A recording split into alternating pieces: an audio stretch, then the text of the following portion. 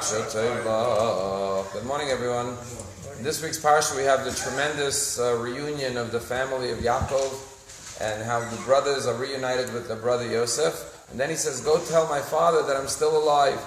And the Torah says that when the brothers came to Yaakov, at first he didn't believe it. He rejected the news. But then he heard all the words that the brothers told him that Yosef said, and he saw the wagons that Joseph sent to transport him, and he believed it. His heart was elated, and he said, "Let me go visit, let me travel to Egypt to be reunited with my son, Yosef." There's a fascinating medrash that says the following, that at first Yaakov didn't believe the news. It's been 22 years that he thought his son was dead. However, he heard all the words, and he saw the wagons. What does this mean? So, the medrash says that Yosef knew that Yaakov wouldn't believe the news. So he said, "If my father doesn't believe that I'm alive, tell him I still remember the last thing he taught me before I was ripped away from my family." What was the last thing he taught him before he sent him in the field to find his brothers? He taught him the laws of Parsha Shoftim, of the unresolved murder. The Torah says, what's if there's a murder that's unresolved? So in our case, in America, there are a lot of unresolved murders. They sit on the books, right? And the investigation is an open file. But the Torah says what you have to do is 5 members of the High Court of Jerusalem from the Supreme Court have to come to the field where the dead body was found. We measure to the closest city. We bring the priests and the elders of the city, and they have to say, our hands didn't spill this innocent blood. And the reason is to publicize this and to try to apprehend the murderer and to take responsibility. And the rabbis say, do we think that the rabbis, the leaders, murdered this person?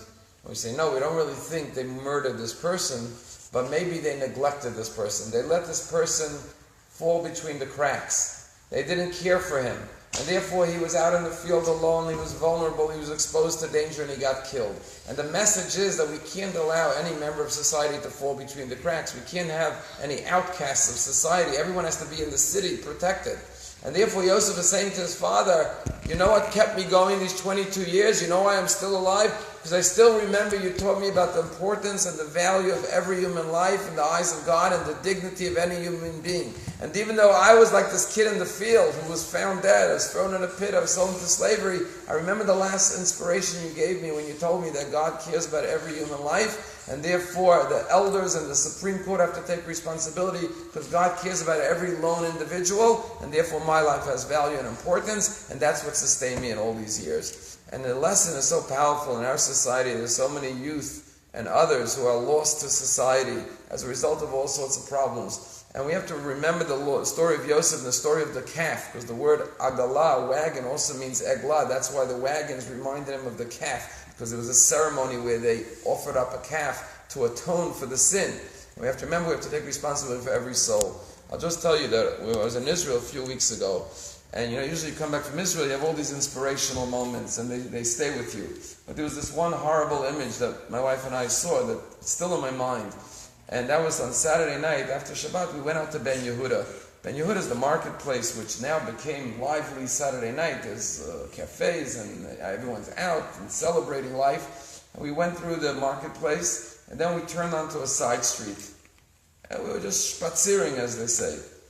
And my Dini says, look over there. And in a little hole in the wall on the street, there's a little like enclave, there was a young boy and a girl. They looked like they were 18, 19. And they were like leaning on each other. Their eyes were glazed over. They were clearly like high on drugs. And they were just sitting there on a Saturday night. I was thinking, can you imagine the parents where they are? Their kids are out on the street getting high in Yerushalayim, in the middle of the heart of the city. There are people in our midst who are lost. Their souls are lost. They're emotionally lost. They're psychologically lost. They're in despair. They're in hopelessness. And maybe they're not physically dead, but emotionally they're dead. And the Torah teaches us with the story of Yosef, you never know who that child could become. Don't let a child fall into a pit. Don't let him fall into hopelessness. Go out and find every last child and bring them back like Yosef was returned to his family.